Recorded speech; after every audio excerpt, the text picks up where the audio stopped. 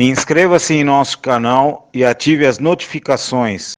Semana passada nós vimos na escola bíblica sobre as marcas de um servo de Deus, de um ministro de Deus.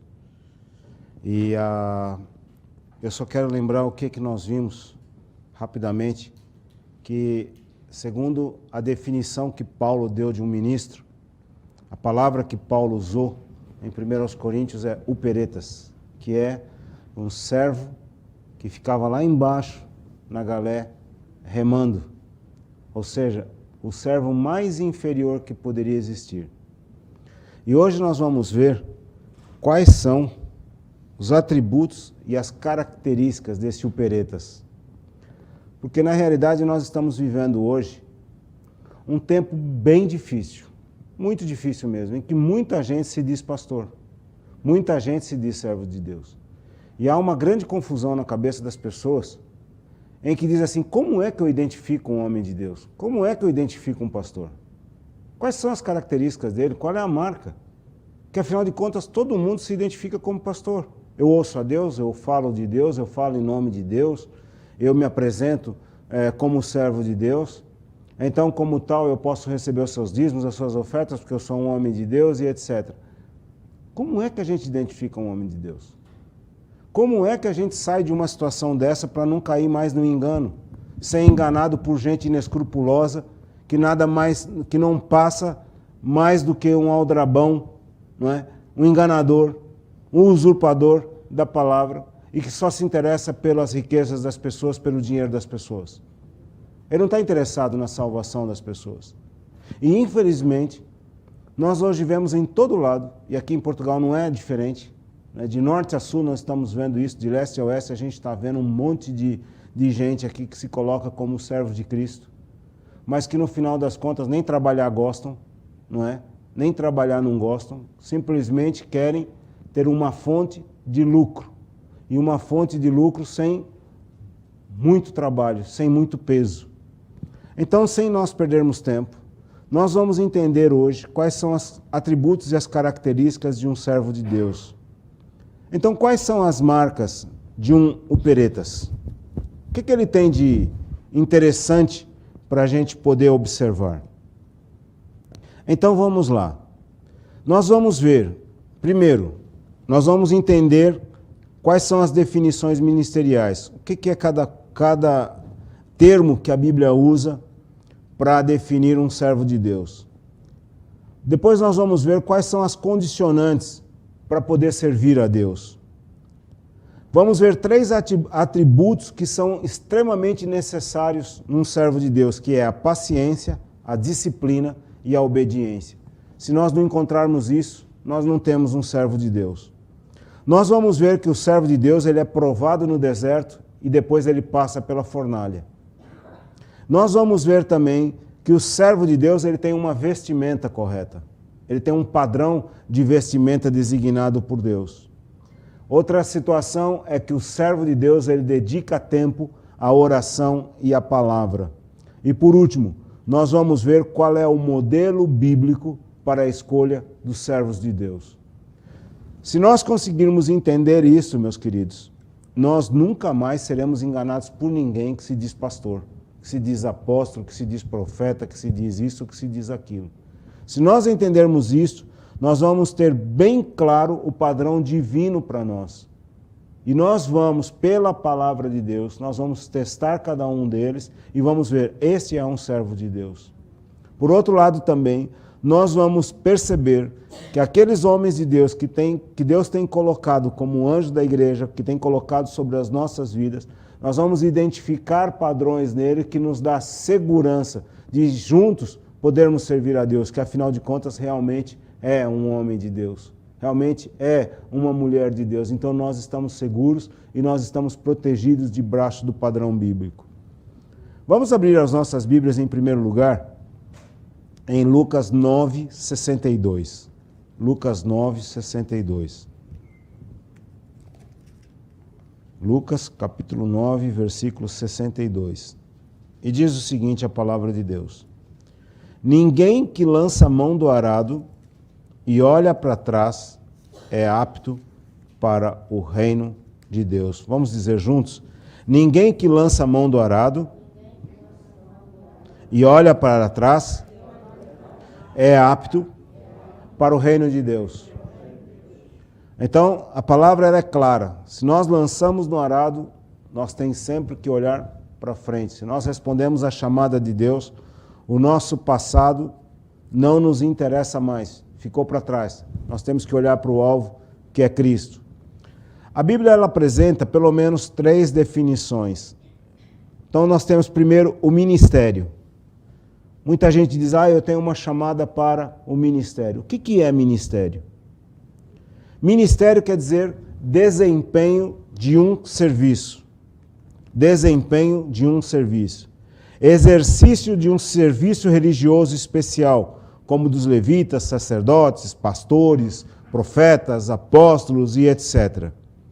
Foi a atividade desenvolvida por Jesus até a sua ascensão, cargo ou ofício de um ministro.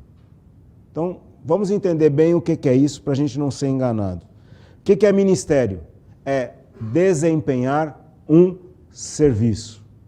Nada mais do que isso. Desempenhar um serviço. Que tipo de serviço?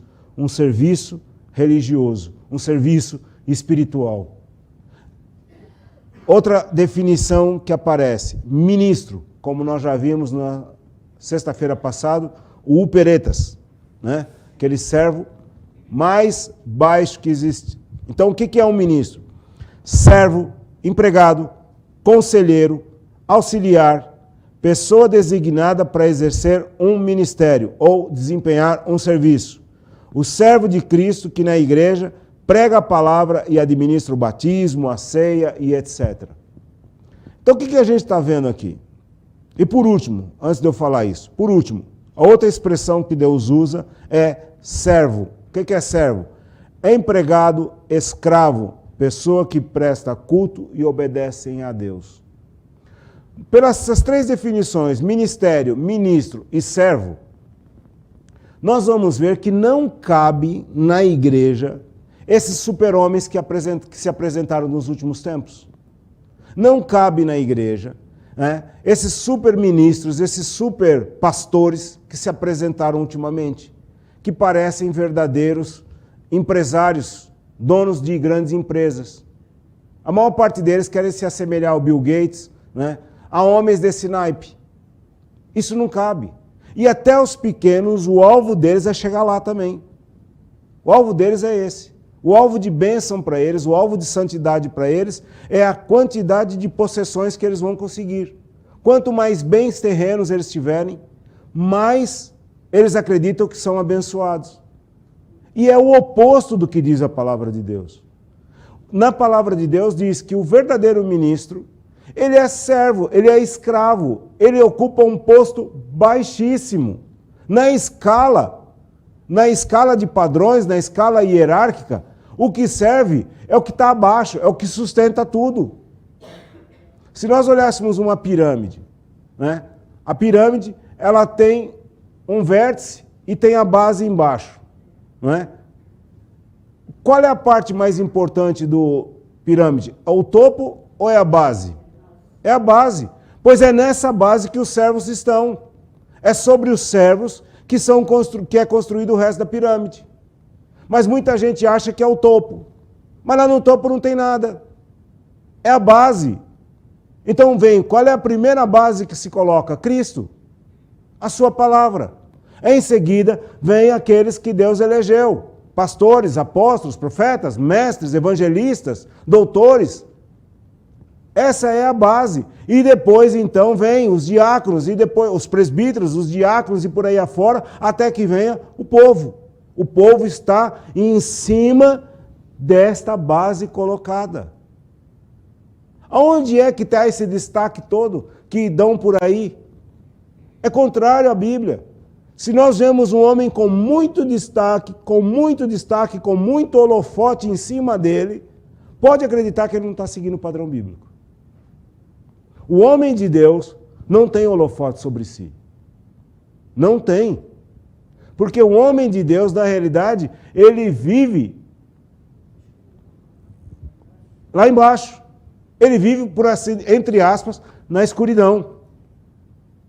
Ele não está em destaque. O homem de Deus, quando ele não está ministrando a palavra, ele está diante de Deus clamando por misericórdia. Onde está esse destaque todo que a gente vê por aí? Então perceber que é totalmente ao contrário do que está sendo falado nos nossos dias? É totalmente ao contrário, não tem nada a ver o padrão que está estabelecido. Então, se nós olharmos, ministro, desempenho de um serviço, você vai a um hotel. Você vai a um hotel. O hotel é tudo bonito, aquele prédio bonito, né? Quartos bonitos, suítes bonitas e etc. Qual é o serviço mais importante do hotel? A camareira. Porque se a camareira não fizer um trabalho bem feito, o gerente pode ser muito competente. Mas se a camareira não fizer um trabalho bem feito, ninguém consegue ficar naquele hotel. Agora, quando a camareira faz um trabalho perfeito, você entra no quarto do hotel, está tudo arrumadinho, tudo organizadinho, você nem se lembra da camareira. Esse é que é o trabalho perfeito. Ninguém se lembra dela. E todo mundo, quando vai embora, vai para o gerente e elogia. Que belo hotel. Mas foi o gerente que fez alguma coisa? Na realidade, o serviço duro não foi o gerente que fez. Foi a camareira. Pois Paulo, ao invés de se comparar com o gerente, Paulo se comparou com o Peretas. Aquele serviçal que estava lá embaixo da galé e que era o escravo condenado à morte. Esse é que levava o barco para onde o capitão mandava. Então, o que a gente vê aqui? Que tem muita gente querendo um lugar de destaque. Só que o lugar de destaque no reino de Deus só pertence a uma pessoa, a Jesus Cristo. Só Ele pertence ao lugar de destaque. Os holofotes todos estão sobre Jesus Cristo, e não sobre o pastor, não sobre o apóstolo. Há muita gente por aí roubando a glória de Deus, roubando a glória de Jesus Cristo. Amém? Estão percebendo? Então, horas, para servir a Deus, para ocupar esse lugar mais baixo, mais escondido, tem condições. Não é qualquer um que pode ser assim. Não é qualquer um que pode servir. Não é qualquer um que pode ocupar o lugar de servo. Não é qualquer um. Lembre-se, servos todos nós somos. Servos todos nós somos. Mas os homens de Deus são colocados como mordomos. Ou seja, aquele servo que foi encontrado algo especial nele e ele se destacou dos outros. Então ele ajuda o senhor, não é? O dono da casa, o dono da propriedade, a administrar os bens dele e a cuidar dos outros servos. Mas os servos não são dele, são do senhor. O dia que o mordomo querer forçar as coisas, não é? Os servos não vão aceitar. Por quê? Não é ele o patrão. Mas ele organiza tudo. Então os servos têm que obedecer às ordens dele, porque o mordomo ouve as ordens do patrão, passa para os servos e se tudo correr bem, né, a casa vai funcionar perfeitamente. Assim é no reino de Deus. Então quais são as condicionantes para poder servir a Deus? Primeira coisa, amar a Deus sobre todas as coisas. Diga comigo, amar a Deus sobre todas as coisas. Segundo, ser crucificado para si mesmo e para o mundo. Diga comigo, ser crucificado para si mesmo e para o mundo. Terceiro, ser cheio do Espírito Santo. Quarto, ser obediente a Deus. Quinto, ter a chamada de Deus.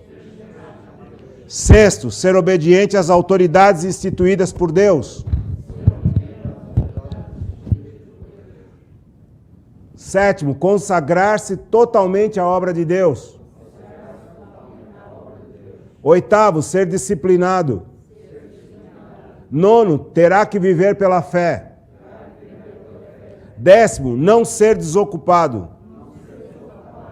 11, deixar tudo, se for preciso, por amor a Jesus e ao Evangelho. 12º, não poderá apoiar sobre ganhos, bens e etc. 13º, não buscar tesouros na terra. 14º, não ter possessão na terra. 15º, anseia por servir o próximo e não ser servido, ou serviço de Deus para ganho pessoal. 16º, devem ser pessoas de oração. E 17º, não tem a ver com idade, tem a ver com disposição. Só isso. Mas pastor, eu não posso ter bens? Pode, os bens não podem ter você. Você pode ter bens, mas os bens não podem ter você. Você tem que entender que os bens que você tem pertencem ao Senhor. E Ele deu a você para te ajudar a executar a obra. Não são teus. Não são teus. A partir do momento que os bens te possuírem, então você ama mais o dinheiro, você ama mais os tesouros que você tem do que a Deus. E aí você não pode servir a dois senhores. Ou há de servir a um e aborrecer o outro, ou você vai aborrecer a Deus e servir o outro senhor. A escolha é sua. Um servo vem para construir o reino de Deus. Ele não busca os seus próprios interesses, seu conforto pessoal, mas que o reino de Deus cresça. Como? Ganhando mais vidas para Jesus, em obediência incondicional a Deus e sem reservas. Então o servo de Deus, ele vive para que o reino de Deus seja expandido. Em outras palavras, ele pratica Mateus 6,33. Mas buscai, em primeiro lugar, o reino de Deus e a sua justiça, e essas coisas vos serão acrescentadas.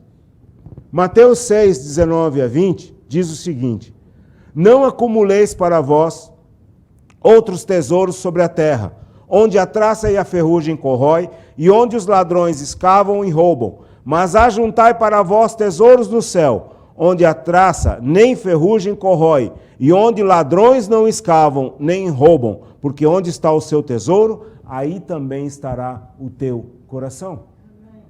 Onde está o teu coração? Calma, não responda. Calma, pensa bem.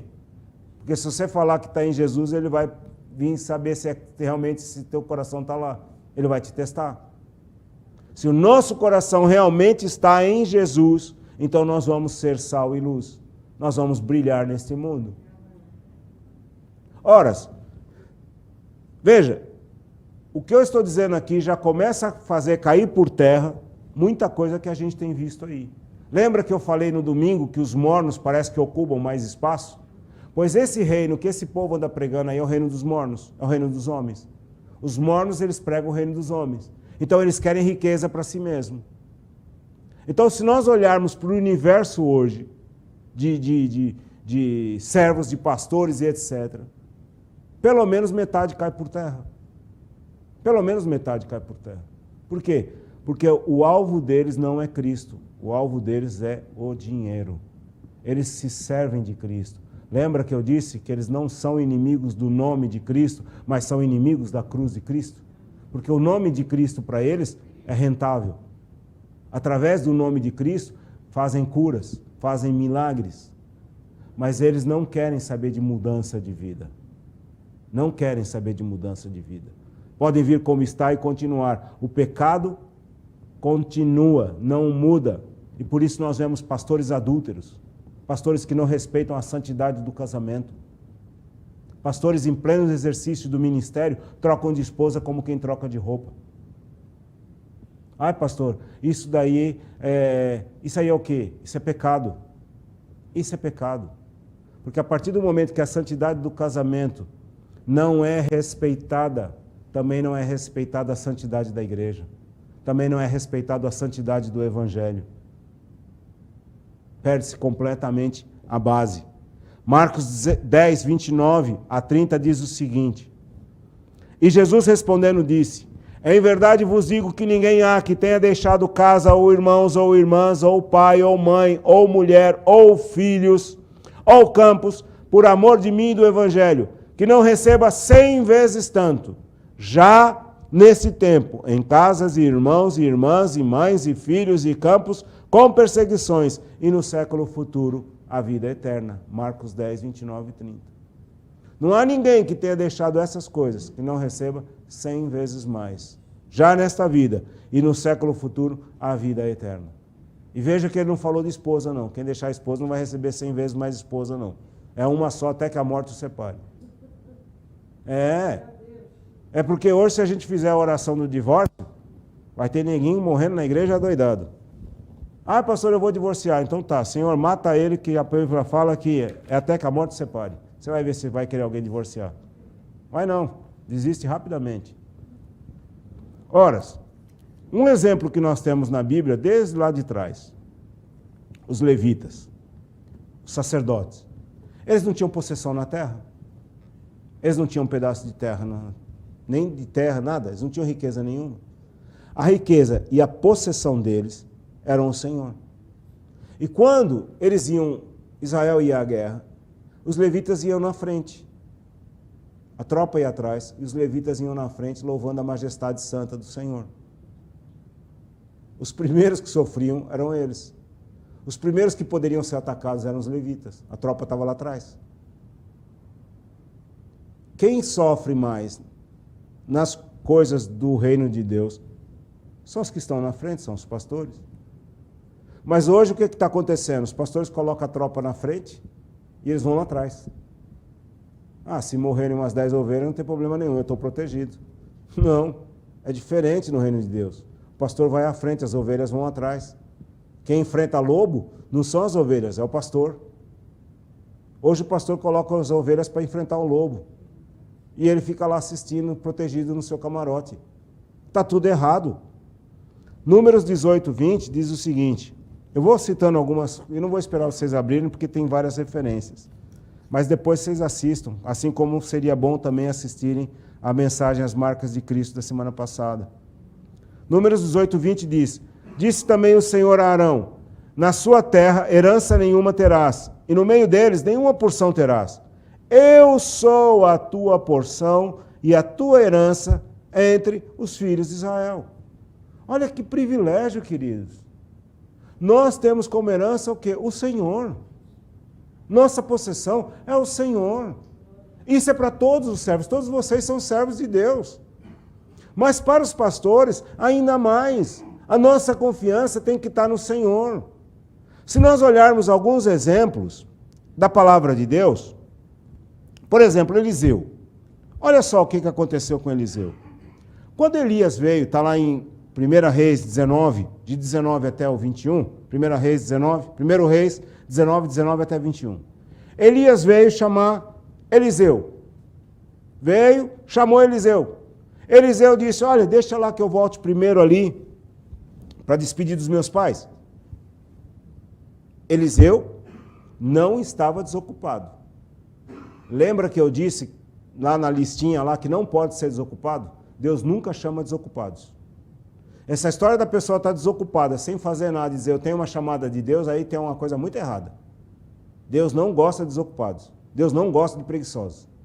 Gente que fica acomodada, sentadinha, esperando. Eu estou na graça de Deus, esperando o suprimento. Pode dizer para ele, vai ter com a formiga, o preguiçoso. Vai trabalhar, vagabundo. Não tem essa no reino de Deus. Deus não chama preguiçosos. Então, Eliseu estava trabalhando. O que Eliseu fez? Diz o versículo seguinte, diz a palavra, 1 Reis 19, 19 a 21. Eu só vou ler alguns pedacinhos. Voltou Eliseu de seguir a Elias. Tomou a junta de bois e os imolou. E com os aparelhos dos bois, cozeu as carnes e as deu ao povo e comeram. Então se dispôs e seguiu a Elias e o servia. Em outras palavras, o que Eliseu fez? Rompeu com o seu passado. Eliseu rompeu com os seus ganhos. Então, qualquer motivo de arrependimento para Eliseu já não existia mais. Ele não tinha mais o ponto de retorno. Eliseu rompeu completamente com o seu passado. Eu vou servir a Deus e eu não tenho mais motivo para voltar. Aquelas juntas de bois que eu tinha já não existem mais. A minha terra já foi passada para outro. Eu não tenho mais possessão nessa terra. Todo o seu modo de sustento foi deixado para trás. A partir de agora, Eliseu dependia única e exclusivamente do Senhor. Única e exclusivamente do Senhor. Ora, outro exemplo, o de Jesus Cristo. Ai, Senhor, eu vou contigo para onde tu quiseres. Lucas 9, 57 até 62. O versículo aqui que importa é isso aqui. Quando Jesus respondeu: as raposas têm seus covis e as aves dos céus ninhos, mas o Filho do Homem não tem onde reclinar a cabeça. O que isso nos diz?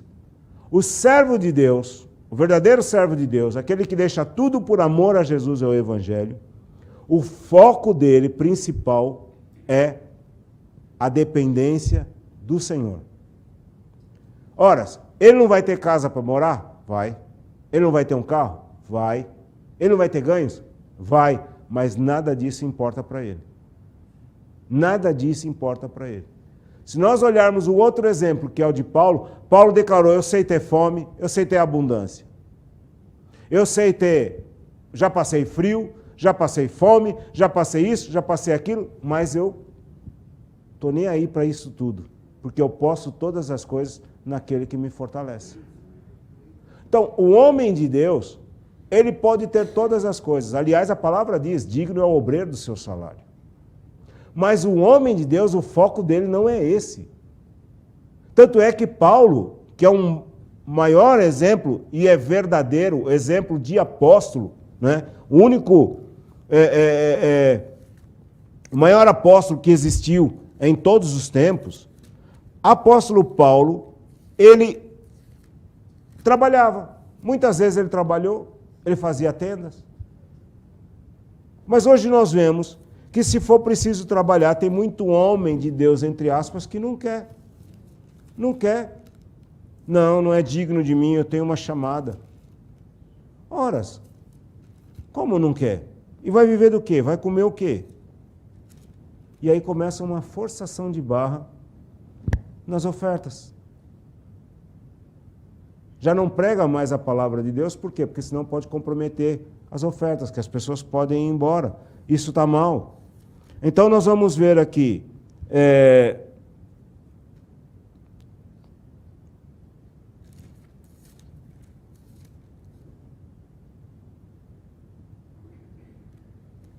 1 aos Tessalonicenses, no capítulo 2, do versículo 3 até o 12, ele fala assim: 1 aos Tessalonicenses, capítulo 2, do versículo até do 3 ao 12. Porque a nossa exortação não foi com engano, nem com imbundícia, nem com fraudulência. Nós não fraudamos absolutamente nada. Mas como fomos aprovados de Deus para que o Evangelho nos fosse confiado, assim falamos, não para agradar aos homens, mas a Deus que prova os nossos corações. Porque, como bem sabeis, nunca usamos de palavras lisonjeiras, nem houve pretexto de avareza. Deus é testemunha, não fizemos de vocês negócios. E não buscamos glória dos homens, nem de vós, nem de outros, ainda que podíamos, como apóstolo de Cristo, ser-vos pesados. Antes fomos brandos entre vós, como a ama que cria seus filhos. Assim nós, sendo-vos tão afeiçoados de boa vontade, quiséramos comunicar-vos não somente o Evangelho de Deus, mas ainda as nossas próprias almas, porquanto nos éreis muito queridos. Porque bem vos lembrais, irmãos, do nosso trabalho e fadiga, pois trabalhando noite e dia, para não sermos pesados a nenhum de vós, vos pregamos o Evangelho de Deus. Vós e Deus sois testemunhas de quão santa e justa e irrepreensivelmente nos ouvemos para convosco os que cresces. Assim como bem sabeis de que modo vos exortávamos e consolávamos, e cada um de vós como pai a seus filhos, para que vos conduzisseis dignamente para com Deus, que vos chama para o seu reino e para a sua glória. Veja que esse homem, que tinha tudo isso, esse homem muitas vezes teve que trabalhar para não ser pesado a ninguém, para que a glória de Cristo não fosse vã. É isso que nós temos que entender, queridos. Vocês têm um pastor, um homem de Deus, que tem uma jornada tripla, não é fácil. Vai chegar o dia que ele vai precisar estar a tempo integral, não vai ter hipótese. Esse dia vai chegar, não vai ter hipótese. Porque isso vai aumentar, vai crescer de tal maneira que ele vai precisar dedicar tempo integral à obra de Deus novamente. Até chegar esse dia, ele está fazendo como Paulo, trabalhando e tecendo as suas redes. Vai chegar o dia em que a igreja vai crescer e vai precisar do seu pastor integral. E aí vai se cumprir a palavra, digno é o obreiro do seu salário. Mas aí ele já deu frutos, ele já deu provas de excelência, como ele tem dado. Amém? Agora, o que nós vemos é que muitos, sem dar frutos nenhum, querem tudo. Querem tudo e mais alguma coisa. E os que chegaram lá, porque Deus permitiu, ao invés de usar os recursos que Deus deu para o bem do reino, para que não haja necessitados entre o povo de Deus, usam os recursos para si próprio. Usam os recursos para o seu bem-estar. E tudo isso é condenável pela palavra de Deus. Então nós estamos vendo aqui que um servo de Deus, uma das características dele é não ser pesado a ninguém. Uma das características do servo de Deus é ele ter um coração sábio, de maneira que, se no momento a igreja em que ele está não tem condições de sustentá-lo, ele vai trabalhar para não ser pesado a ninguém. Ele vai ser mais um a contribuir para a causa do reino de Deus. E mesmo assim, a palavra de Deus vai estar fluindo do seu coração a tempo e a fora de tempo, como Paulo dizia aqui. Amém? Agora nós vamos ver um atributo que um servo de Deus tem que ter. É obrigatório estar presente na vida de um servo de Deus, que é a paciência. Digam comigo, paciência. Vira para o seu irmão e diz para ele, paciência. Seja paciente. Quem sabe o que é paciência? O que é paciência? Olhe, presta atenção no que é paciência. Porque muita gente quer saber o que é paciente. O que é paciência? Ah, eu sou muito paciente. Será? Olhe, paciência. Capacidade de sofrer ou suportar com calma e sem reclamar. Alguém aqui é paciente? Não, né, Aline? A Aline já fez, não. Diga comigo, capacidade de sofrer ou suportar com calma e sem reclamar. Essa é uma característica básica do servo de Deus. Paciência no Novo Testamento. A característica da pessoa que não se desvia de seu propósito e de sua lealdade, a fé e piedade, mesmo diante das maiores provações e sofrimentos. Ela aguenta firmemente, que espera por alguém ou algo lealmente, que persiste com paciência, constância e perseverança. Ficar, retardar, permanecer, não se retirar ou fugir, perseverar sob desgraças e provações, manter-se firme na fé em Cristo, sofrer, aguentar bravamente e calmamente os maus tratos, estabilidade, constância, tolerância. Alguém aqui é paciente? Você é? Oh, glória a Deus. Romanos 5, versículo 3 a 5, diz o seguinte, Romanos 5, 3 a 5. Vou repetir. Paciência é a capacidade de sofrer ou suportar com calma e sem reclamar. Esse é o primeiro atributo que o servo de Deus tem que ter. Um verdadeiro servo de Cristo tem que ter isso gravado no seu coração. Tem que estar lá estampado no seu coração. Olha o que diz Romanos 5, 3 a 5. E não somente isso, mas também nos gloriamos nas tribulações, sabendo que a tribulação produz o quê? O que produz paciência? O que produz paciência? Aquela mesmo que você ora, tira, Senhor. Tira, já deu. É essa. Está vendo? Por que Deus não tira a tribulação? A gente ora e a tribulação não acaba, parece que aumenta. E não só parece que aumenta, como aumenta. É porque a tribulação produz. E a paciência produz a... Não, produz a experiência. E a experiência, a esperança. Olha só, vou repetir.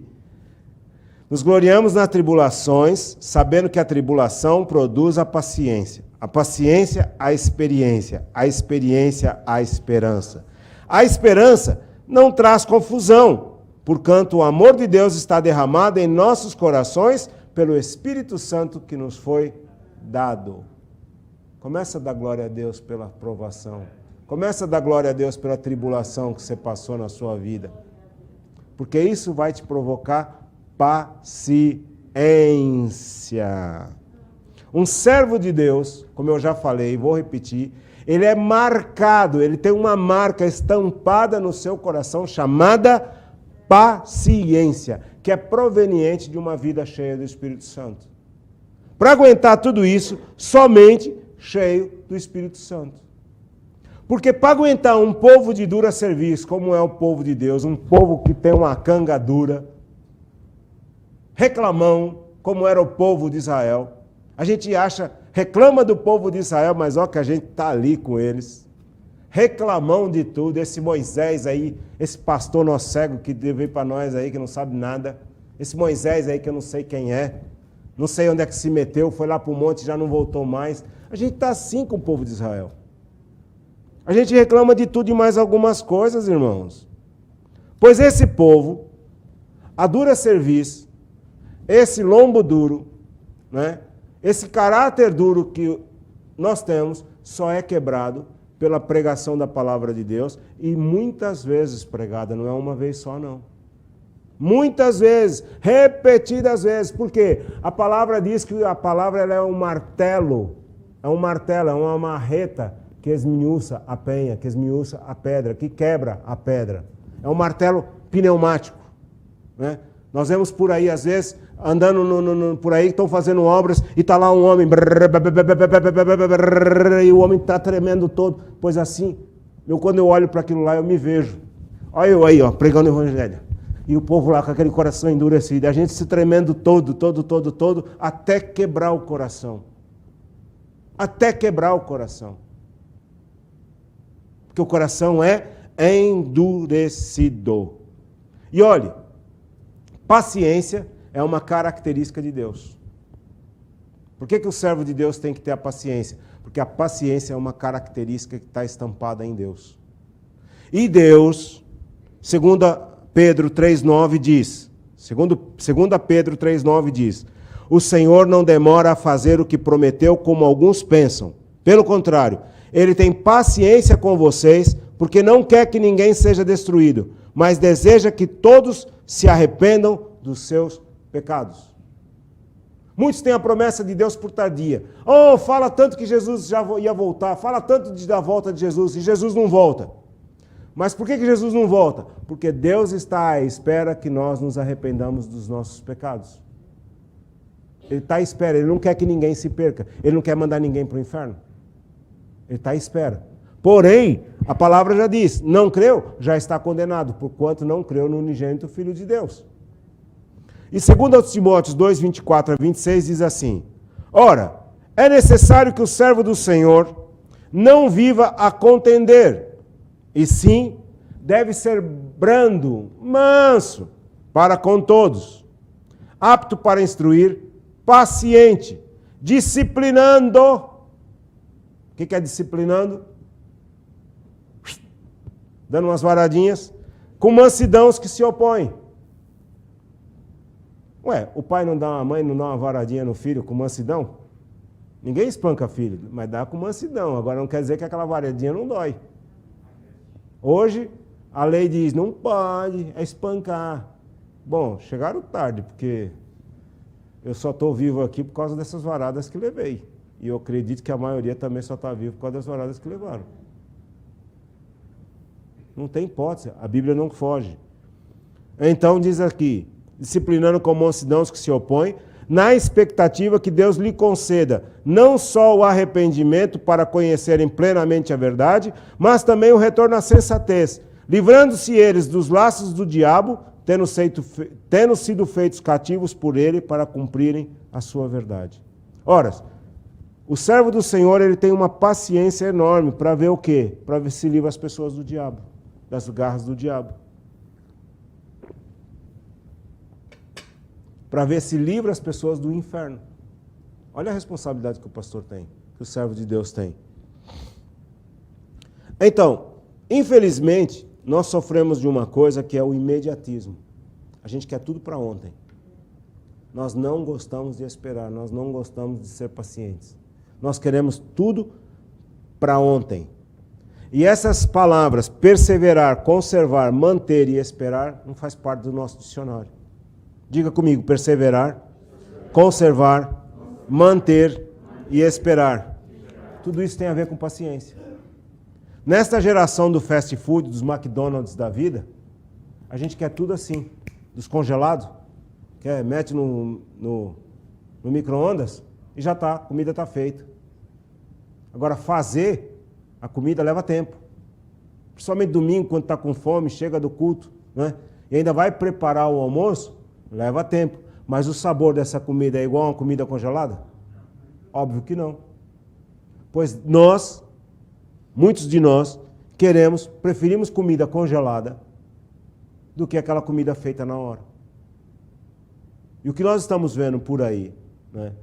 Sobretudo nessas igrejas, onde há essa agonia por dinheiro, é o oferecimento de comida congelada. É um micro-ondas aquilo. Vai lá, põe a comidinha, né? E já está. Sai um hambúrguer que era congelado, já está um hambúrguer. Nem que seja buchento, né? Aquela coisa assim que você morde, parece um papel. Mas as pessoas muitas vezes preferem isso do que uma comida feita na hora. Mas esse tempo de espera, que nem você pregar a palavra de Deus, não é fácil. Porque é muito mais fácil você ouvir coisas boas, palavras para cima, né? Palavras que te levantam, que animam o teu ego. Você ouvir dizer que tem que mudar de vida, que o teu lugar é a cruz, se você não passar pela cruz, você não está salvo? Ah, não, isso não. Não, eu tenho que viver da maneira como eu quero. Ora, se nós não esperarmos em Deus, se os servos de Deus não esperarem em Deus e não serem extremamente pacientes, nós corremos o risco de sermos como Saul. 1 Samuel 15:11, Deus declarou: arrependo-me de haver posto a Saul como rei, porquanto deixou de me seguir e não executou as minhas palavras. Então Samuel se contristou e toda noite clamou ao Senhor. Deus deu diversas chances a Saul, mas Saul não quis obedecer a Deus, até chegar ao ponto que Deus rejeitou a Saul. Temos que ter esse cuidado de não sermos rejeitados por Deus. Deus nos faz muitos testes. E nós temos que ter extremo cuidado de não sermos rejeitados por Deus. Deus nos dá chances e nós precisamos saber, estamos aproveitando a chance? Hebreus 12, versículo 1 até o versículo 3, ele diz assim: portanto, nós também, que estamos rodeados de uma tão grande nuvem de testemunhas, deixemos todo o embaraço e o pecado que tão de perto nos rodeia. Embaraço e pecado. Embaraço e pecado. Diga comigo, embaraço e pecado. A gente tem que deixar os dois. O embaraço e o pecado que tão de perto nos rodeia. E corramos com paciência a carreira que nos está proposta, olhando para Jesus, o autor e consumador da nossa fé, o qual, pelo gozo que lhe estava proposto, suportou a cruz, desprezando as afrontas, e assentou-se à destra do trono de Deus. Olha o prêmio que estava esperando Jesus, assentar-se à destra do trono de Deus. Mas ele lá já estava. Só que agora foi-lhe dado um nome acima de todo nome. Toda língua tem que confessar que Jesus Cristo é o Senhor, para a glória de Deus Pai. Todo joelho tem que se dobrar no céu, na terra e debaixo da terra. Então, pelo gozo que lhe estava proposto, ele suportou a cruz. E nós, pelo gozo que nos está proposto, de nós nos assentarmos juntamente com Ele, nós suportamos tudo aquilo que nós temos que passar nesta vida. Nós não podemos desprezar a correção, não podemos desprezar a palavra de Deus sobre as nossas vidas. Pois se desprezarmos, nós corremos o risco de sermos rejeitados, como Saul, um deles que foi rejeitado pelo Senhor. E quantos na história foram rejeitados pelo Senhor? Por quê? Porque não foram pacientes por esperar. Quantos não souberam esperar e foram rejeitados por Deus? Pois não sejamos assim nós. Não há promessas para nós, não há promessa para esta igreja, não há promessas que Deus tem feito, então saibamos esperar. Saibamos esperar e sejamos úteis nas mãos do Senhor. Como? Cultivando a paciência em nossas vidas. Sabendo suportar as afrontas, sabendo suportar as provações. Outra marca, característica que está num servo de Deus é a disciplina. Todo servo de Deus tem que ser disciplinado. Para usar um termo comum, ser constantemente constante. A disciplina, ela é extremamente necessária. Daniel 6,10 diz que 3 vezes por dia, Daniel se punha de joelhos e orava e dava graças diante do seu Deus, como costumava fazer. Nem a ameaça de ser preso.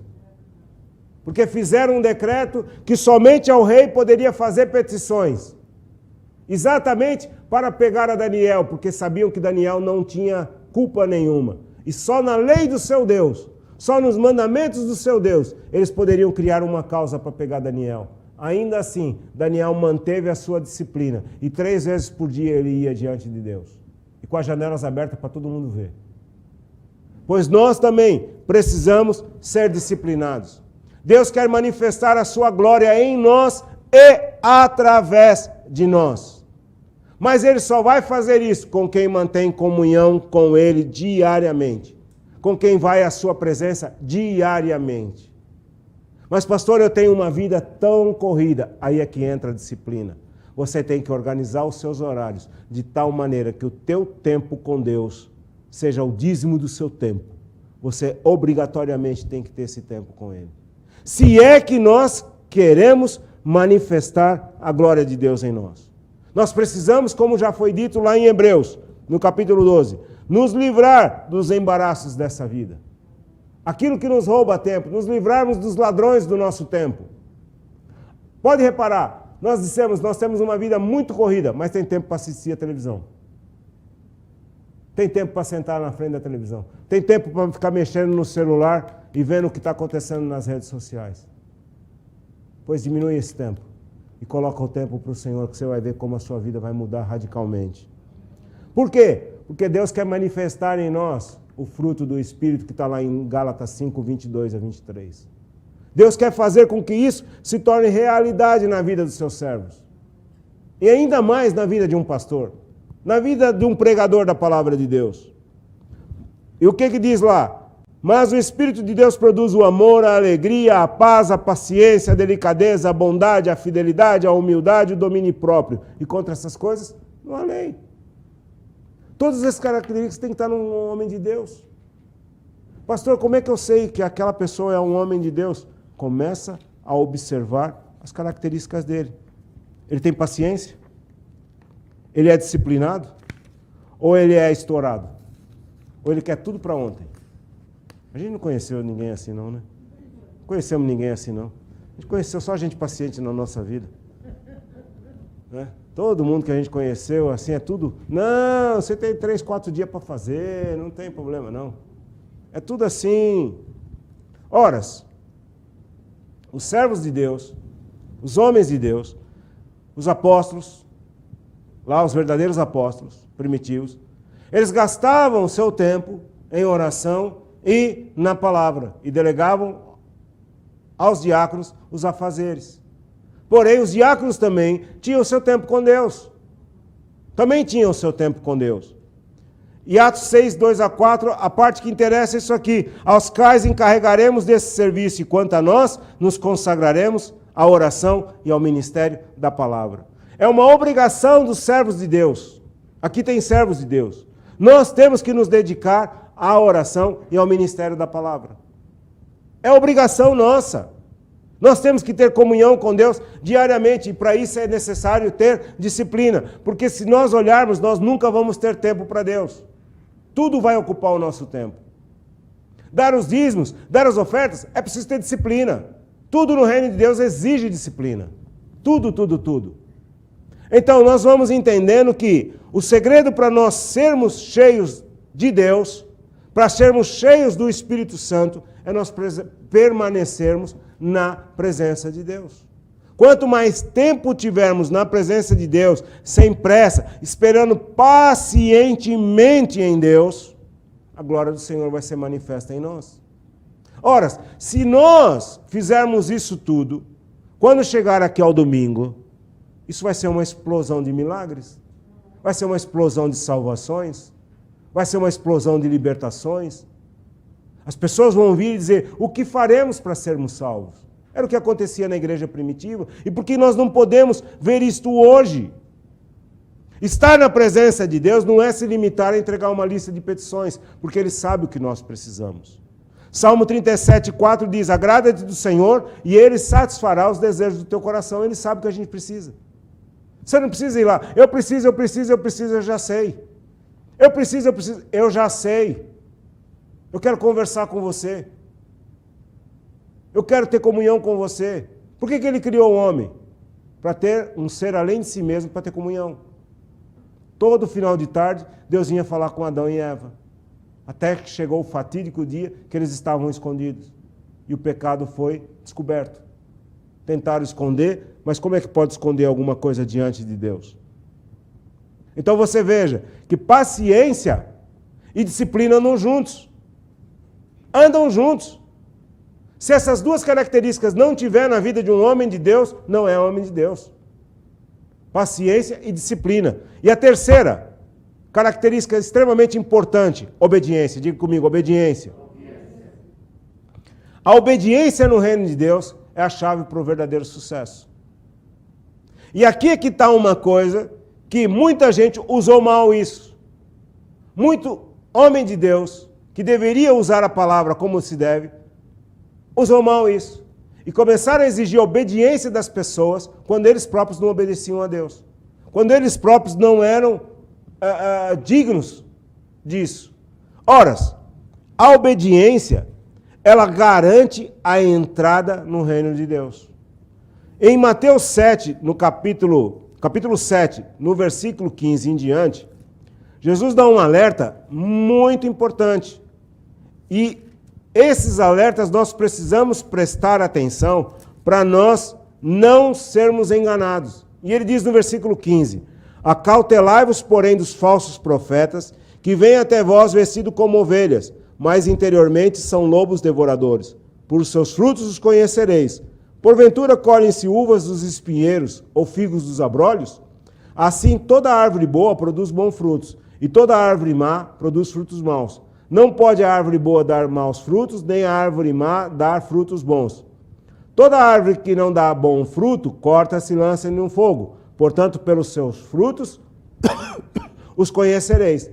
Nem todo que me diz, Senhor, Senhor, entrará no reino dos céus, mas aquele que faz a vontade do meu Pai que está nos céus. Muitos me dirão naquele dia, Senhor, Senhor, não profetizamos nós em Teu nome? Em Teu nome não expulsamos demônios? Em Teu nome não fizemos muitas maravilhas? Então lhes direi abertamente, nunca vos conheci, apartai-vos de mim, vós que praticais a iniquidade. Então muita gente exigiu obediência, mas eles próprios não eram fiéis e nem muito menos obedientes a Deus. Ora, a obediência, ela deve ser de todo o coração, ela não deve ser parcial. Em Deuteronômio 26:16 diz, nesse dia o Senhor teu Deus te manda fazer esses estatutos e juízos. Guarda-os, pois, e fazes com o teu coração e com a tua alma. Então diga comigo, a obediência deve ser de todo o coração. Diga comigo, a obediência é o preço do êxito. Você quer ter sucesso na sua vida em todas as áreas? Seja obediente. Em todas as áreas da sua vida. Josué 1:8 diz, não se aparte da tua boca o livro desta lei, antes medita nele dia e noite, para que tenhas cuidado de fazer conforme a tudo quanto nele está escrito. porque então farás prosperar o teu caminho e então prudentemente te conduzirás. Você tem que ter a palavra de Deus e vai andar sobre esta palavra. Diga comigo, obediência é melhor que o sacrifício. É muito melhor que o sofrimento.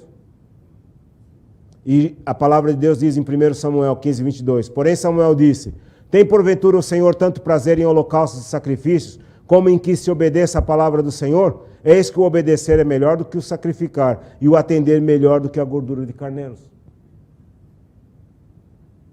Olha só, tudo isso daqui são elementos para um servo de Deus. Se você diz, eu sou servo de Deus, isso tem que estar estampado na sua vida. Isso tem que estar estampado para a sua vida. Obediência é um dever imperativo da vida. É uma obrigação que nós temos. Se nós quisermos ter vida, nós precisamos ter obediência. E Pedro declarou isso em Atos 5:29. Porém, respondendo Pedro e os apóstolos disseram, mais importa obedecer a Deus do que aos homens. Ora, isso é muito importante, irmãos. Porque há muita gente mandando fazer coisas que são contrárias à palavra de Deus e vem com uma pseudo, mas eu tenho autoridade. Desde quando? Se você está mandando eu desobedecer a Deus, eu não vou te obedecer. Mais importa eu obedecer a Deus do que a você.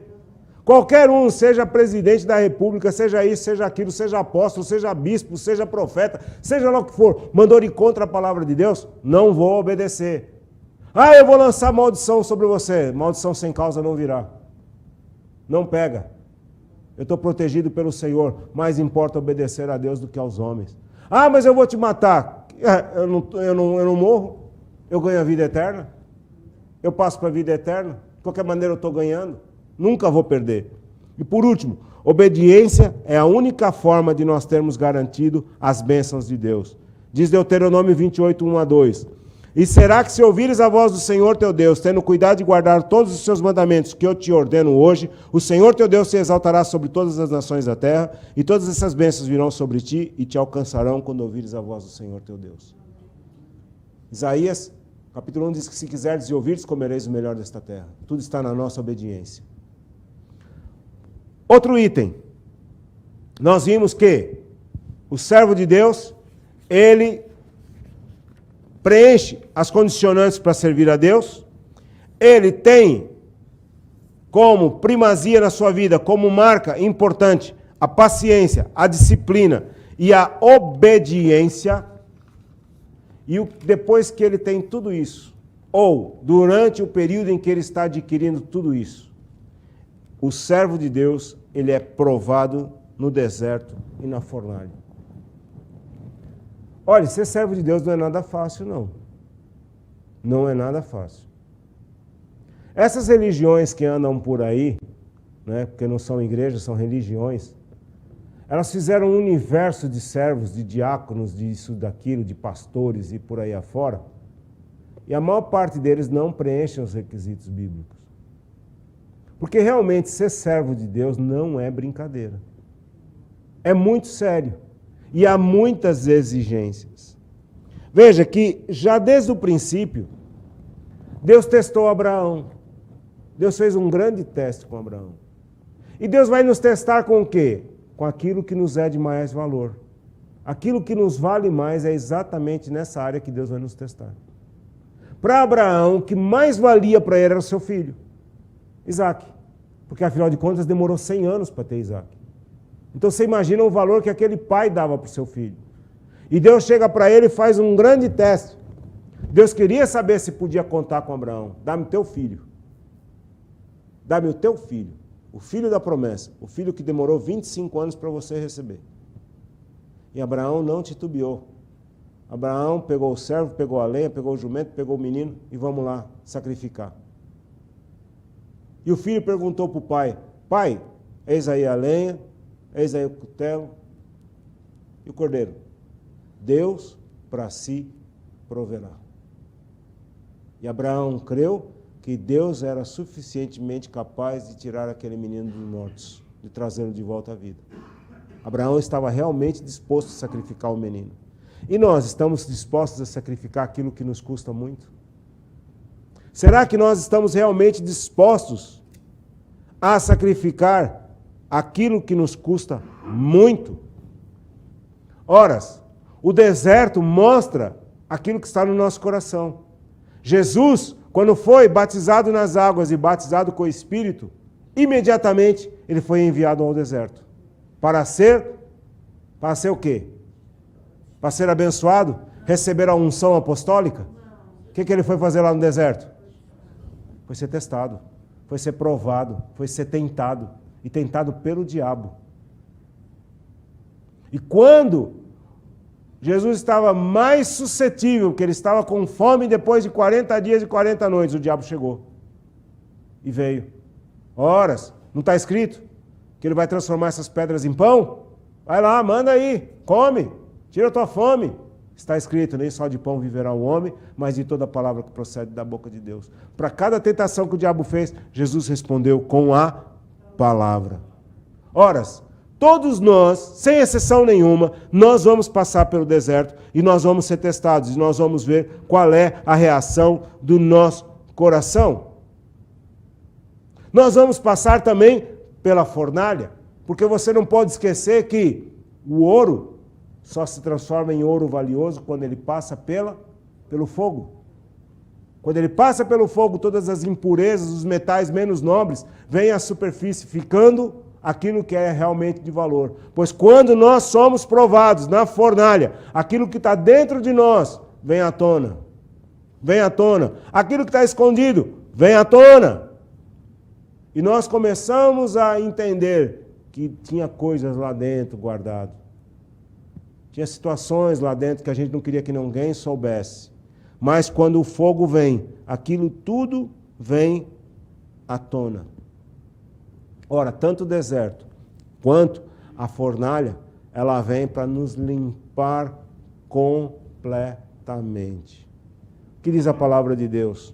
Em Tiago 1,13 diz assim: ninguém ao ser tentado diga, sou tentado por Deus, porque Deus não pode ser tentado pelo mal, e ele mesmo a ninguém tenta. Ao contrário, cada um é tentado pela própria cobiça, quando este o atrai e o seduz. Romanos 9:19b diz assim: pois quem resiste à sua vontade? Hebreus 11:17 diz: quem era eu para que pudesse resistir a Deus? Pois nesse processo do deserto e no processo da fornalha, nós vamos ser refinados e aprovados, ou vamos resistir e vamos ser destruídos. Está vendo agora por que muitas vezes os pastores, os verdadeiros servos de Deus, nos fazem testes? Não nos dá cargos ou não nos dá posição de uma hora para outra? Está vendo por quê? Para poupar você. Para que você não morra. E às vezes a gente, na nossa pressa, a gente vai, esse pastor não me dá oportunidade, eu vou para outra.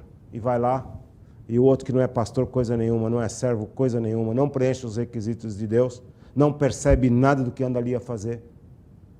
Você é pastor, você é diácono, você é presbítero, você é profeta, você é doutor, você é sei lá o quê.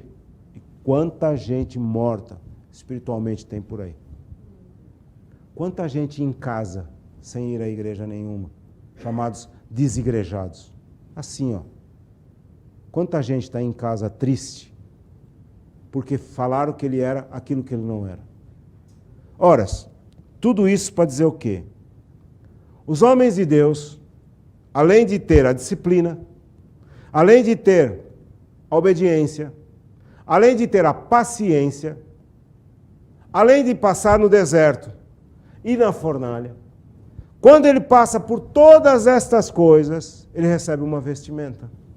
Ele tem uma roupa especial. Ele tem uma capa especial. Ora, que capa especial é essa, pastor? Desde Levíticos até Apocalipse, fala dessa vestimenta. Eu não vou ler todos os textos, mas em Levíticos 16:4 diz assim: vestirá ele a túnica de linha, sagrada, terá as calças de linho sobre a pele, cingir-se-á com o cinto de linho e se cobrirá com a mitra de linho. São essas as vestes sagradas. Banhará o seu corpo com água e então as vestirá.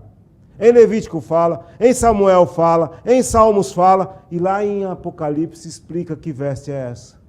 Em Apocalipse 19:8 diz assim: pois foi-lhe dado a vestir-se de linho finíssimo, resplandecente e puro, porque o linho finíssimo são os atos de justiça praticados pelos santos. Quais são as vestes de um homem de Deus, de uma mulher de Deus, de um servo de Deus? Os atos de justiça. Diga, eu estou vestido de atos de justiça. Eu sou servo de Deus e estou vestido de atos de justiça. O que é a justiça? A justiça é o atributo pelo qual, ao tratar com as pessoas, Deus age de acordo com as normas e exigências da perfeição de sua própria natureza. Por isso Deus castiga tanto os incrédulos como o seu próprio povo, e com imparcialidade socorre os necessitados. Isso é justiça. Ato pelo qual Deus, em sua graça e em conformidade com a sua aliança, selada com o sofrimento, morte e ressurreição de Cristo, perdoa as pessoas fracas, perdidas e sem justiça própria, aceitando-as através da fé. É a qualidade que leva os cristãos a agirem corretamente de acordo com os mandamentos de Deus. Isso é justiça. Então, justiça é Deus castiga os maus e Deus castiga os bons. Afinal de contas, se nós somos filhos de Deus, nós somos castigados. E se nós não somos repreendidos, então nós não somos filhos de Deus. Nós não temos parte com Deus. Ele castiga a todos quanto recebe como filhos. Ele castiga e repreende a todos quanto ama. Então, se nós estamos sendo castigados e repreendidos por Deus, nós temos que erguer as mãos aos céus e agradecer, porque é sinal que Ele nos ama. Que nós somos especiais para Ele. Amém? Não é só bênçãos, bênçãos e bênçãos. O homem de Deus, a mulher de Deus, o servo de Deus, ele gasta muito tempo em oração e na palavra. Muito tempo. Ele tem essa incumbência de buscar a Deus diariamente. O Salmo 1 diz isso, não é? Antes tem o seu prazer na lei do Senhor e na sua lei. Medita, é isso? Salmo 1? Diz assim o Salmo 1. Olha só que coisa interessante. Bem-aventurado o varão que não anda segundo o conselho dos ímpios, nem se detém no caminho dos pecadores, nem se assenta na roda dos escarnecedores. Antes tem o quê? O seu prazer na lei do Senhor, e na sua lei medita de dia e de noite. Pois será como árvore plantada junto a ribeiros de águas, a qual dá o seu fruto na estação própria, e cujas folhas não caem, e tudo quanto fizer prosperará. Por quê? Porque esse justo, esse servo, ele vive na presença de Deus. Se ele vive na presença de Deus, consequentemente, ele vai fazer aquilo que Deus ordena. Por isso que a Bíblia fala que tudo quanto fizer prosperará. Ele nunca vai cumprir a sua vontade, vai sempre cumprir a vontade de Deus. Amém? Ora, por último, pastor, como é que eu sei que um servo, que um ministro, que um pregador realmente é um servo de Deus? Vou repetir rapidamente.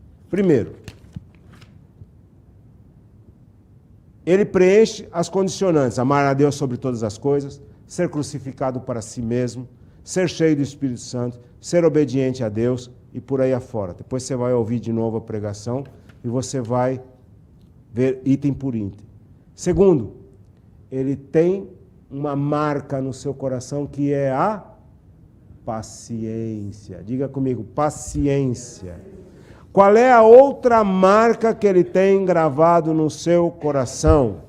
A disciplina. Então diga comigo, paciência, disciplina e obediência. São as 3 marcas que está gravado.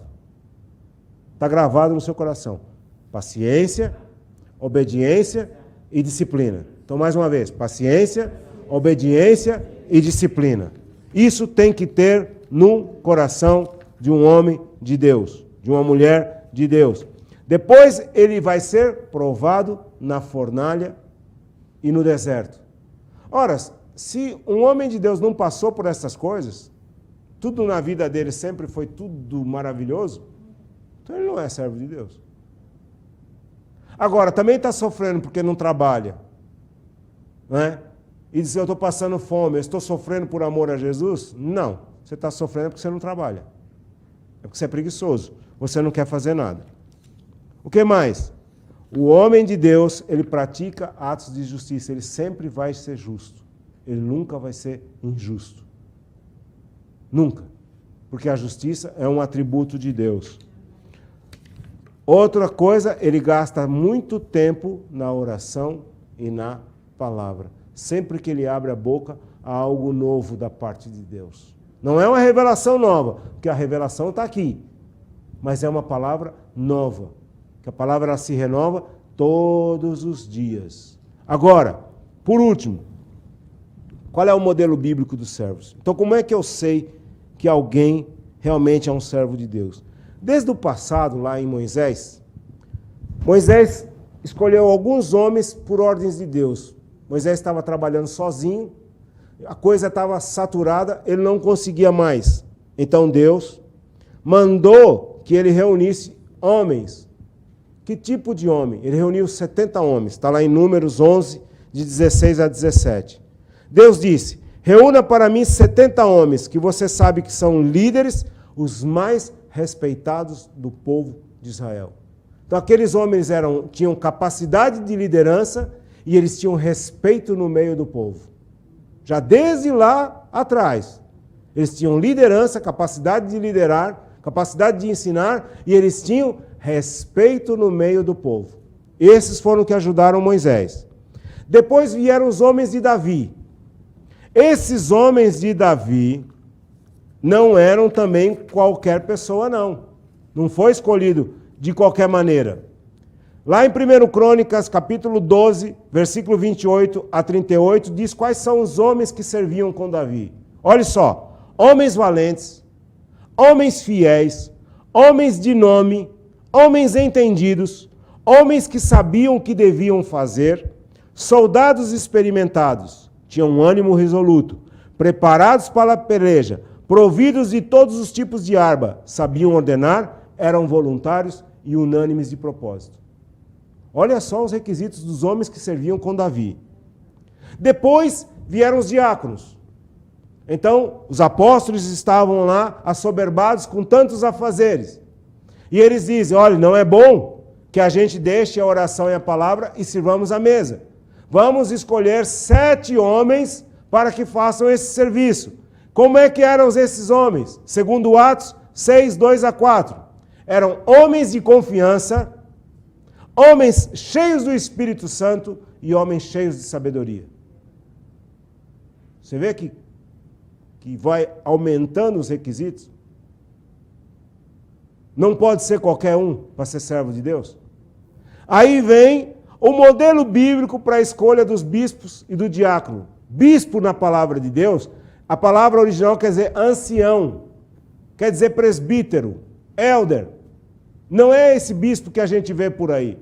É a semelhança do pastor. Então, quais são os requisitos? Primeiro, para os diáconos, 1 Timóteo 3, 8 a 13. E nós já estamos terminando. Os diáconos eram escolhidos da seguinte maneira. Essa foi uma exortação que Paulo deu. Eram homens de qualquer maneira? Não, não eram. Então quem era? Olhe só. Olhe só que coisa interessante. Então vamos lá ver. Os diáconos primeiro. Da mesma sorte os diáconos sejam honestos, não de língua dobre, ou seja, fala uma coisa agora e daqui a pouco outra. Não dado a muito vinho, não pode ser bêbado. Não cobiçoso de torpe ganância, não pode ser avarento, né? Só querer lucro. Guardando o mistério da fé em uma pura consciência. E também esses sejam primeiros provados, depois sirvam, se forem irrepreensíveis. Da mesma sorte as mulheres deles sejam honestas, não maldizentes, não fofoqueiras, sóbrias e fiéis em tudo. Os diáconos sejam marido de uma mulher e governem bem a seus próprios filhos e as próprias casas, porque o que servirem bem como diáconos adquirirão para si uma boa posição e muita confiança na fé que há em Cristo Jesus. Olha as condições. Depois você ouve isso de novo, ouve essa palavra de novo e guarde isso, para que você nunca mais seja enganado por A, B ou C que se diz alguma coisa. Você nunca mais vai deixar ninguém colocar a mão na sua cabeça que não seja um verdadeiro servo de Jesus Cristo. Você nunca mais vai deixar que ninguém profetize para você que não seja um verdadeiro servo de Jesus Cristo. E você está vendo quais são as condições. E o pastor, e o bispo, e o apóstolo, seja lá o que for, não importa o título que se use. Não importa. Diz aqui o seguinte, capítulo 3, versículo 1. Se alguém deseja episcopado, excelente obra deseja. Convém, pois, que o bispo seja irrepreensível, marido de uma mulher, vigilante, sóbrio, honesto, hospitaleiro, apto para ensinar, não dado ao vinho, não espancador, não cobiçoso de torpe ganância, moderado, não contencioso, não avarento. Que mais? Que governe bem a sua própria casa, tendo seus filhos em sujeição com toda a modéstia. Porque se alguém não sabe governar a sua própria casa, terá cuidado da igreja de Deus? Não neófito, ou seja, não novo convertido. Não pode ser novo convertido. Tem que ter um tempo experimentado. Tem que ter um tempo de maturidade. Não pode ser qualquer um. Para que ensoberbecendo, se não caia na condenação do diabo. Convém também que tenha bom testemunho dos que estão de fora, para que não caia em afronta e no laço do diabo. Percebeu aqui? Olha quantas coisas são exigidas de alguém que tenha um título de pastor, de alguém que tenha um título de bispo, de alguém que queira um título de apóstolo. Se não preencher isso daqui, não é. Não é. Então, nós entendemos o seguinte, queridos. Por que há tanto cuidado nas igrejas sérias em nomear alguém, em dar um cargo a alguém? Porque se não houver esse cuidado, pode se provocar a morte. Primeiro a morte espiritual e depois até a morte física. Porque alguém que morre espiritualmente está sujeito a morrer fisicamente a qualquer momento, que ele está entregue nas garras do diabo. O diabo pode fazer o que quiser com essa pessoa. Então agora você entende. Por que eu quero e o pastor não me deixa fazer? Por que eu tenho e o pastor não me coloca logo? Porque ele está te experimentando, ele está te testando, para que você não se parta, para que você não se machuque e, consequentemente, você machucar a outros.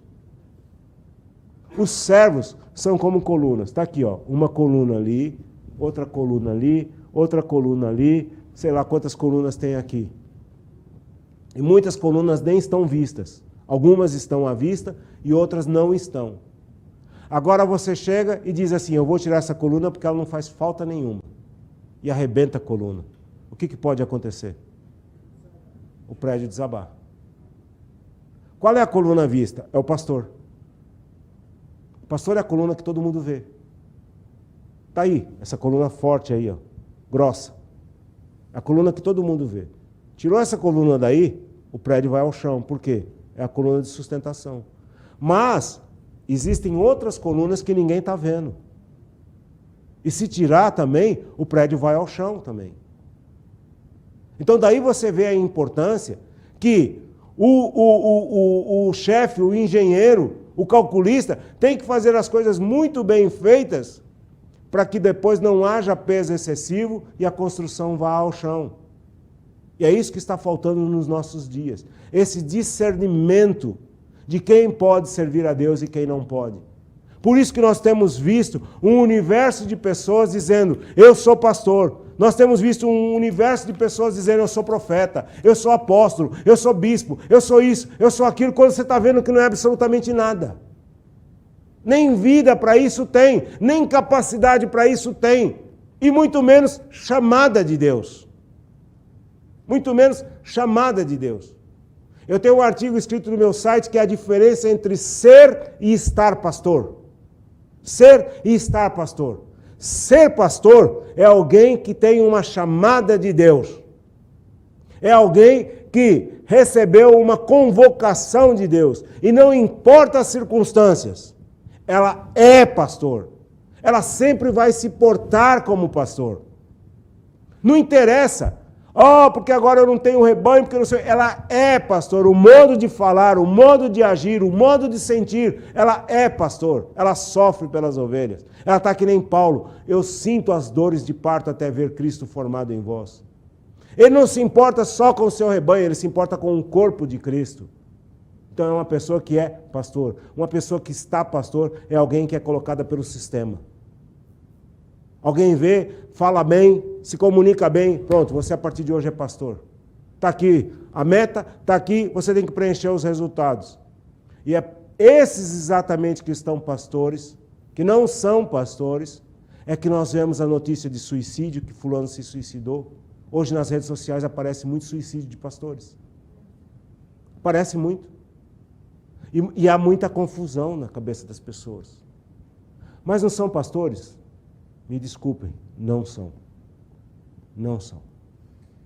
Sabe por que não são? Porque simplesmente deram um título para eles. Talvez porque fizeram como é que fala isso? Ai meu Deus do céu, esqueci a palavra. Um seminário. Fizeram um seminário e terminou o seminário, deram um título.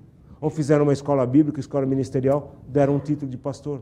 Mas ele nunca teve a chamada de pastor. Às vezes há músicos que não são músicos, estão lá tocando, mas não são músicos. E está lá por quê? Sei lá por quê. Estou lá. Quem diz isso? Diz qualquer área. Está desempenhando uma chamada, está desempenhando um papel para o qual não foi chamado. É por isso que nas igrejas sérias, queridos, há muito cuidado em quem colocar. Em quem colocar. Para quê? Para que não podemos nos esquecer do seguinte: ao colocarmos alguém em um cargo, nós estamos colocando essa pessoa no lugar de coluna. Lembre-se, a coluna visível é o pastor, as colunas invisíveis são os diáconos, os presbíteros e os servos que estão na igreja. E se colocar uma coluna errada, calcular errado, e colocar uma coluna errada, e essa coluna partir, tudo que está à volta dele, atrelado a ele, cai também. Então não é só um que cai. São vários que caem. Numa parede de tijolos, ou num amontoamento de tijolos, se nós roubarmos um tijolo, não faz falta nenhuma. Mas numa parede, se você roubar um tijolo, todo mundo vai perceber. Pois da mesma maneira, se você derrubar uma coluna em que não há paredes coladas, ninguém percebe. Mas se você derrubar uma parede e houver parede colada, todo mundo vai perceber que ali aconteceu um acidente. Pois o estrago que alguém coloca uma pessoa sem testar, sem fazer os devidos cálculos, é muito grande, porque pessoas morrem. Pessoas morrem. Atenta para isso. Pessoas estão morrendo porque engenheiros inescrupulosos, leia-se pastores inescrupulosos, estão nomeando pessoas que nunca deveriam ser nomeadas. Nem esses deveriam ter sido nomeados pastores. Isso é muito sério. Então, hoje, sexta-feira passada, eu dei quais são as marcas que um servo de Cristo tem que ter.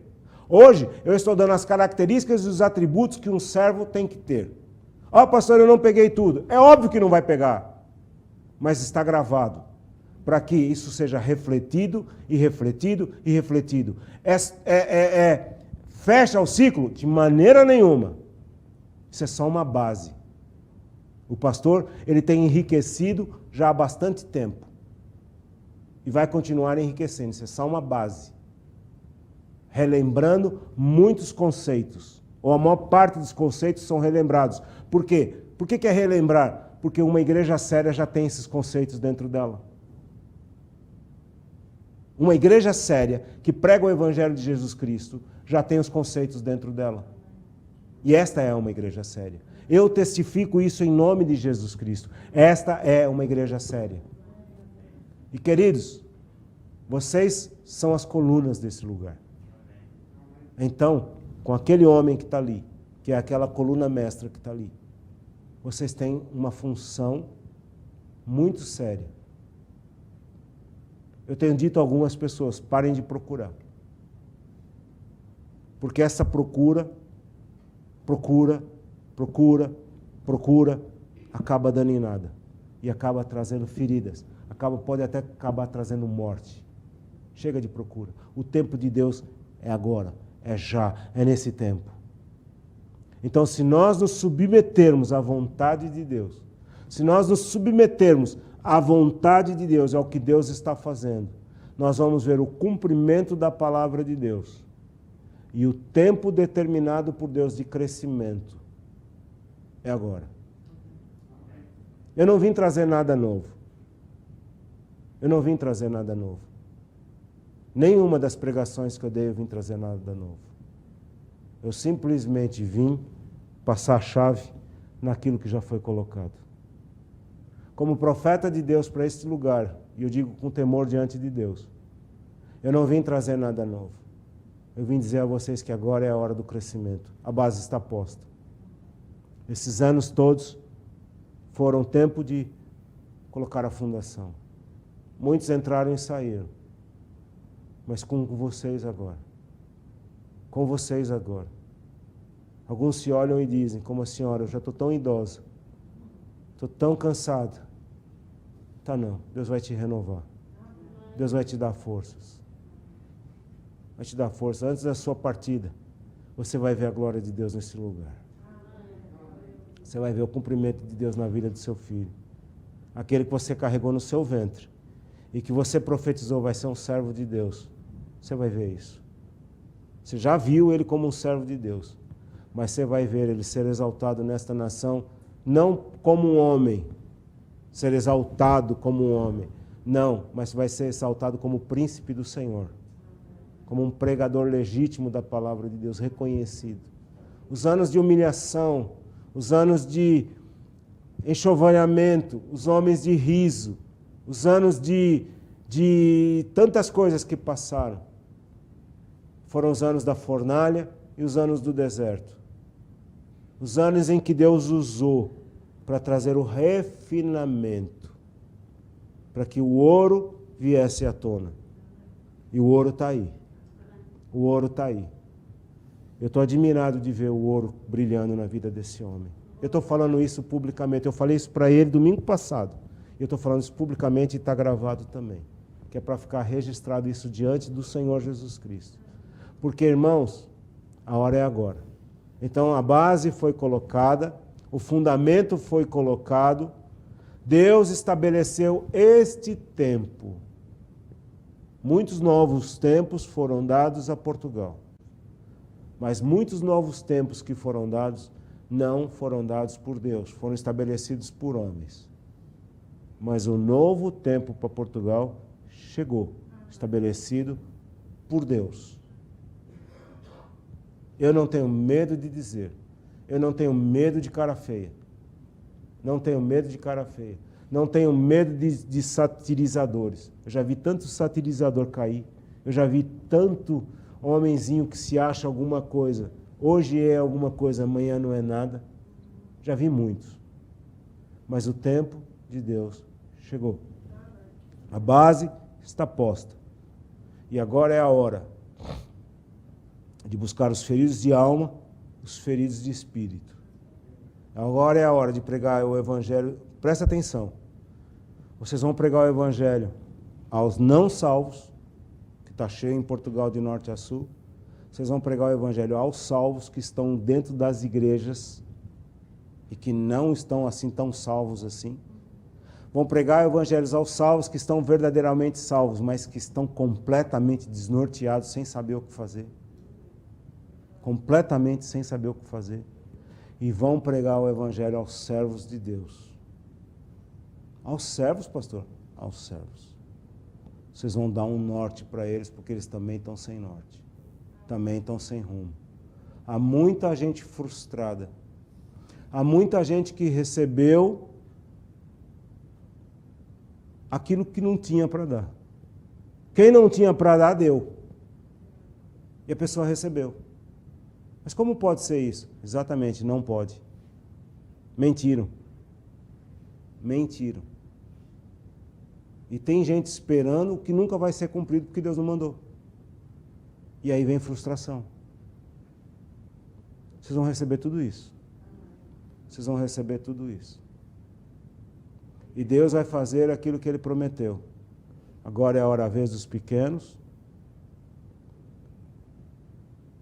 E que esses pequenos vão ser levantados em Portugal para tapar uma grande brecha que está aberta. Atentem para isso, em nome de Jesus Cristo. Pai, é no nome de Jesus que nós aqui, eu entrego esse tempo precioso na Tua presença. E eu quero te agradecer pelo excelente privilégio que o Senhor me deu, pelo grande privilégio que o Senhor me deu de conhecer este povo maravilhoso, esta igreja maravilhosa. Um povo, Senhor, que o Senhor tem levantado, fundamentado na Tua palavra, estabelecido o Teu reino neste lugar. Oh, Pai, é com temor e tremor que nós estamos na Tua presença. Porque esta audiência ela é muito grande, Senhor. Nós estamos rodeados de uma tão grande nuvem de testemunhas. Por isso, Senhor, há um compromisso de que todo embaraço e todo pecado seja deixado em nome de Jesus Cristo. Que aquele que procura não procure mais. Que aquele que está às voltas, pare. E ao tempo que o Senhor determinou. Mais uma vez, Senhor, eu oro pelo pastor desta igreja, pelo anjo que o Senhor estabeleceu.